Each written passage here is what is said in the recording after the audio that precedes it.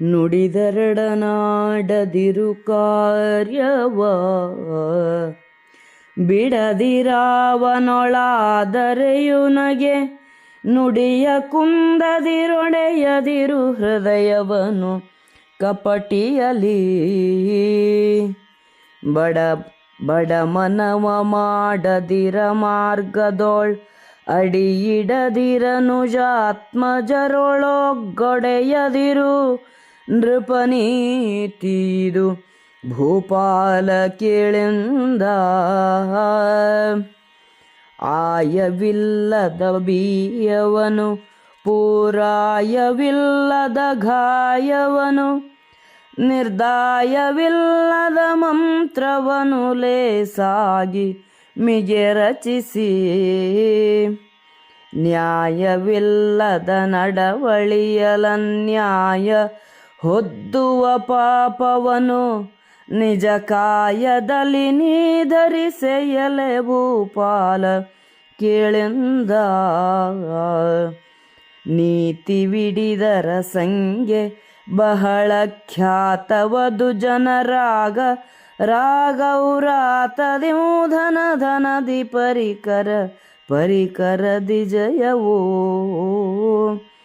ಆತ ಜಯದಿವು ಧರ್ಮ ಸಮೇತದಿವು ಸುರ ತುಷ್ಟಿಯ ನೀತಿಯಿಂದಿಹ ಪರವ ಗೆಲುವೈರಾಯ ನೀನೆಂದ ಮಂತ್ರವುಳ್ಳವನವನೆ ಹಿರಿಯನು ಮಂತ್ರವುಳ್ಳವನವನೆ ರಾಯನು ಮಂತ್ರವುಳ್ಳವನವನೆ ಸಚಿವ ನಿಯೋಗಿಯೆನಿಸುವನು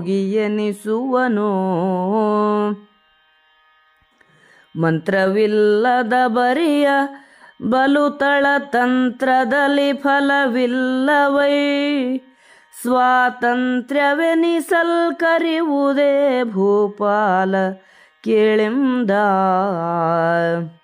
ಮೇಲನರಿಯದ ನೃಪನ ಬಾಳಿಕೆ ಗಾಳಿಗೊಡ್ಡಿದ ಸೊಡರು ನೀರದ ಜಾಲದೊಡ್ಡಣೆ ಸುರಧನುವಿನಾಕಾರ ಶವದುಡಿಗೆ ಬಾಳಿಗೌಕಿದ ಕೊರಳು ಭುಜಗನ ಹೇಳಿಕೆಯಲಿಕ್ಕಿದ ಕರವು ಬೆಳ್ಳಾರ ಹಬ್ಬುಗೆಯವನ ಸಿರಿ ಭೂಪಾಲ ಕೇಳೆಂದ ರಾಜ ಕೇಳು, ಮಾತಿಗೆ ತಪ್ಪಬೇಡ, ಕಾರ್ಯವನ್ನು ನಡುವಿನಲ್ಲೇ ಬಿಡಬೇಡ, ಯಾರನ್ನೇ ಆಗಲಿ ಅಪಹಾಸ್ಯ ಮಾಡಬೇಡ, ಅಂತರಂಗವನ್ನು ಮೋಸಗಾರನಿಗೆ ಹೇಳಬೇಡ, ಸತ್ಕಾರ್ಯವನ್ನು ಮಾಡುತ್ತಾ ಮನಸ್ಸನ್ನು ಕುಗ್ಗಿಸಬೇಡ.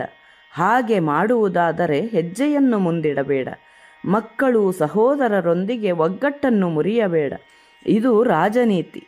ಆದಾಯವಿಲ್ಲದೆ ವ್ಯಯವನ್ನು, ಪೂರ್ಣವಾಗಿಲ್ಲದ ಹೊಡೆತವನ್ನು, ನಿಶ್ಚಯ ದೃಢತೆಗಳಿಲ್ಲದ ಮಂತ್ರಾಲೋಚನೆಗಳನ್ನು ಮಾಡಿ ನಡತೆಯಲ್ಲಿ ನ್ಯಾಯವಿಲ್ಲದೆ ಅನ್ಯಾಯದಿಂದ ಪಾಪವನ್ನು ಮಾಡಿ ಅದರ ಫಲವನ್ನು ನೀನು ಅನುಭವಿಸುವುದಿಲ್ಲ ತಾನೆ. ನೀತಿಯಿಂದ ನಡೆಯುವ ರಾಜನು ಜನಪ್ರಿಯನಾಗುತ್ತಾನೆ. ಅದರಿಂದ ಧನವಂತನಾಗುತ್ತಾನೆ. ಧನದಿಂದ ಸಾಧನ ಸಂಪತ್ತುಗಳು ಲಭ್ಯವಾಗುತ್ತವೆ. ಅದರಿಂದ ಜಯವೂ ಲಭಿಸುತ್ತದೆ. ಜಯದಿಂದ ಧರ್ಮ ಸಾಧನೆ, ಅದರಿಂದ ದೇವತೆಗಳಿಗೆ ಸಂತೃಪ್ತಿ.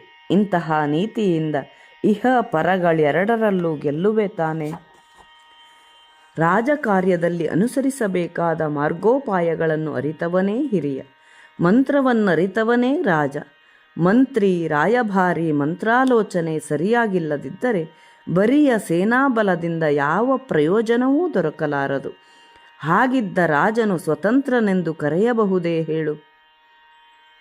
ಹೀಗೆ ಮುಂದುವರಿಯುತ್ತಾ ಇನ್ನೂ ಒಂದಿಷ್ಟು ಮಾತುಗಳನ್ನು ಭೂಪಾಲನಲ್ಲಿ ನಾರದರು ಕೇಳುತ್ತಾರೆ.